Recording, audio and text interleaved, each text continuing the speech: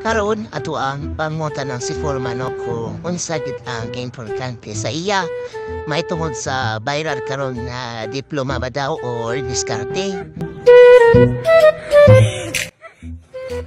Por nakoy pangutana sa imo kay karon manggod viral karon ang ilang gingon nga diploma daw o diskarte. So ikaw isip porma na ko dinhi ano.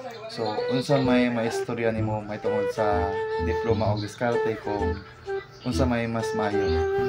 Ay mas maayo ang naay diploma. Kay naa man gid kay ikapakita. Labi na gyud og ubanan ginanimo imong diploma sa diskarte.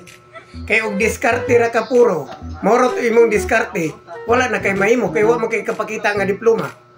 Mas gwapo gyud ang naay diploma ubanan sa diskarte. Kay dali ra ka makakita og trabaho. Kay ang diskarte makakita gyapon kag trabaho, pero mahurot ang imong diskarte, wala na kay mahimo. Kay wa man kay kapakita, puro lang ka diskarte. So karon di ba nag-diskarte man ka.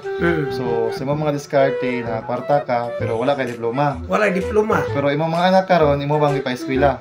Oh, akong gipa-eskwela.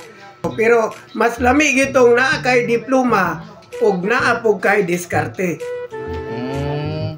So tungod kay mas importante si mo ang diploma mo nang imong mga anak imong mga pong gipa-eskwela. Gipa-eskwela nako kay sa sunod pon naa na sila diploma, naa pa gyud diskarte. Dali ra nila nga makakita og trabaho. So karon pila ka bug mong anak? Unom. So nang eskwela tanan. Oh, puro na nang eskwela. Okay. So sa to pa you are in favor of diploma.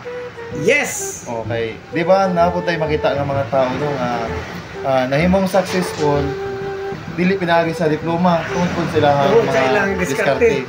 Nya nabot tay nahimong successful nga tao no nga tungkol sa diploma sila nahimo successful sa kinabuhi pero nabot tay nakita nga naay diploma pero wala nahimong successful. So karon ikaw isip nagpa-eskwela sa imong mga anak. So importante gid kay sa imong ang diploma makahamag eskwela nga makakuha og diploma niya. Aside ana, mas nindot gyud siguro no nga natay diploma unya naapoy diskarte. Diskarte. So uban ginaduha.